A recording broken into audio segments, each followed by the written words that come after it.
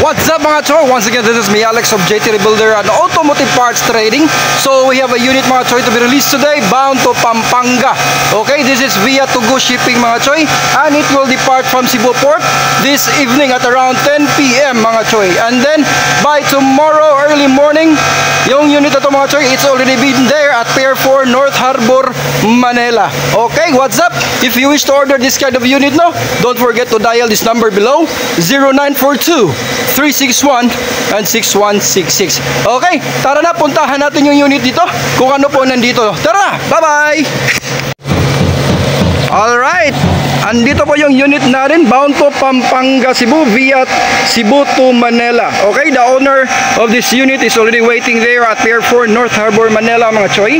So tawag po dito ay DA64W Sporty Edition 4x4 automatic transmission off-road concept. Okay, so puntahan po natin yung unit na to. Napakaganda po yung setup nito mga choy. The price of this is 355,000. So yung naghahanap po ng presyo dito, ito ay 355,000 setup po mga choy.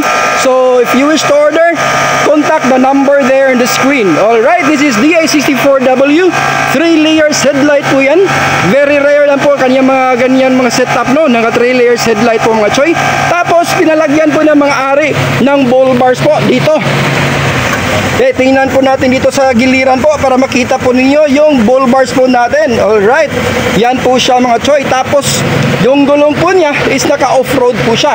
Intended po ito sa mga rough road po ng mga daan o kaya mga putikan po mga choy, para hindi po kayo mabalahura. Alright, tapos pinalagyan additional po dito na tawag po dyan is fender flare.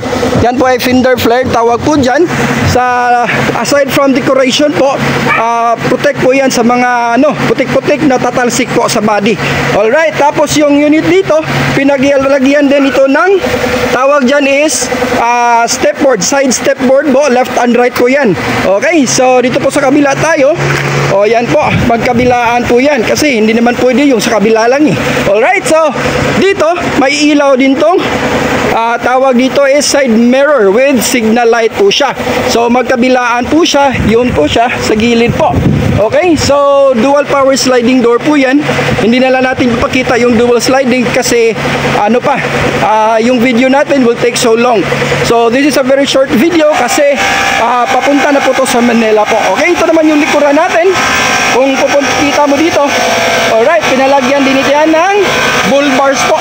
Yan po, may bull bars po yan sa likuran po na metal painted black bull bar po yan. So ito po yung number po natin sa mga gusto makipag-usap sa akin. O yan po, JT Rebuilder and Automotive Parts Trading. Yan po yung mga number natin. Alright, dito tayo sa loob. Non-stop po to mga choy. So may dalawang box po dyan. You can put something here inside. Additional compartment po siya. And then yan po yung loob. And then yung may-ari po, siya na po yung nagpakabit dyan. Okay, binigyan lang tayo ng fan.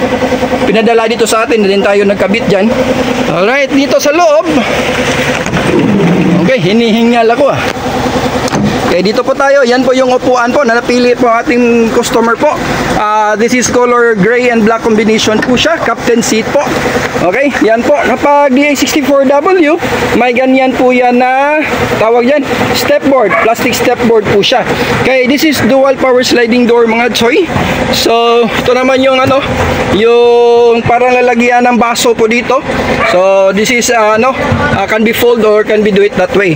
Okay, so this is all power window, power mirror, power sliding doors. Okay, ito naman yung pinaka-interior po natin. May po tayo dito, touchscreen stereo, at saka ito yung remote po niya. Okay, tapos pinalagyan na ng greedy na temperature gauge with voltmeter po. Alright, so yan po yung unit natin, DA64W po.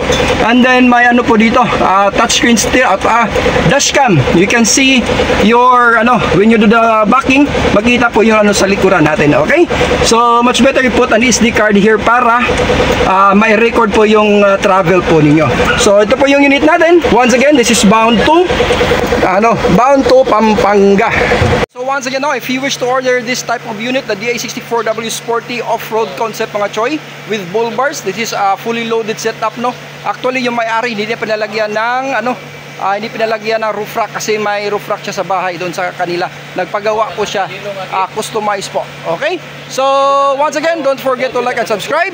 Click the bell button so that they always be updated mga choy. So, that's all for our vlog for today for this vehicle. So once again, this is me, Alex or Choy Chuyan of JT Builder and Automotive Parts Ring. Maraming salamat po sa inyong lahat na panonood. Babush!